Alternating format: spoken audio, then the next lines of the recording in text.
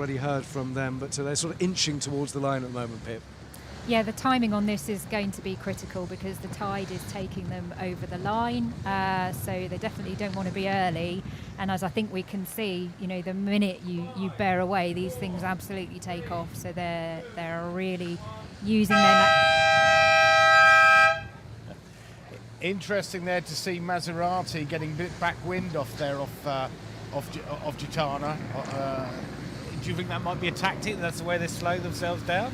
Potentially, yes, yeah, because ideally it wouldn't be an ideal position to sit in. So if they're kind of using that turbulence, then that's quite clever. But they'll all be using their navigation systems they would have pinged the line already. They'll know exactly how many meters to go. We can see Sadebo really winding it up in the back there.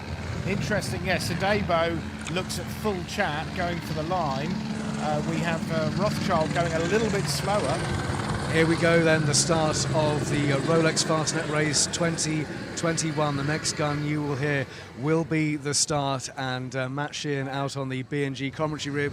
Who have you got there? We've got Sadebo, and they've got their foot to the floor with 5 seconds to go. They're coming up on port tack. They're the fastest of the multi-hulls at this end of the line. All clear. There goes the gun for the start of the Rolex Fastnet Race, and the two quickest out of the traps, I'd say, would be Sadebo at the outer end and Gitana down by you guys. Oh, it's an amazing sight, isn't it, as they head off on this race, heading off through the Solent and then down to Land's End and the Fastnet Rock. Maserati just lifting up there, and Sadebo with very distinctive green and white and black hulls getting underway as well. Pip Hare, who's caught your eye on that start? Well, I mean, Edmund de Rothschild from here is just, look at it go, it's just incredible. Just eating up the Solent. They're going to be out the needles before we know it. And Louis, looking further up the line, they're quite spread out down the line there. Well, I've got to pick out Argo here. They've got a cracking start if you look at their nearest competition, Maserati.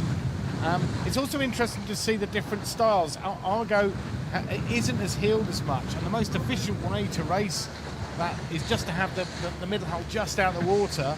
Maserati, I think they're having problems because they're seesawing a little bit with those foils in the sea state.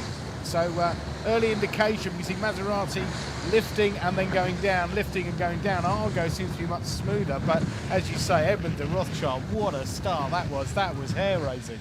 A spray is flying as the Rolex Fastnet Race is underway. Sadebo and Maserati and Edmund de Rothschild leading them away to the west as they try to leave the Solent as soon as possible. Matt, who are you with now? Well, that was an amazing start by Sadebo, really. I mean, they were so confident with their timing. They had their foot pressed to the floor.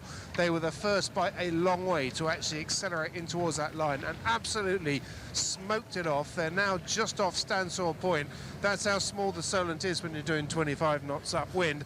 Pretty impressive, Abby, wasn't it, that start? Yeah, very impressive. I think, as you said, we're only, 2 minutes after the start, and Sadebo is already approaching the mainland shore, so she'll be tacking pretty soon. I think those boats that have really snuck up to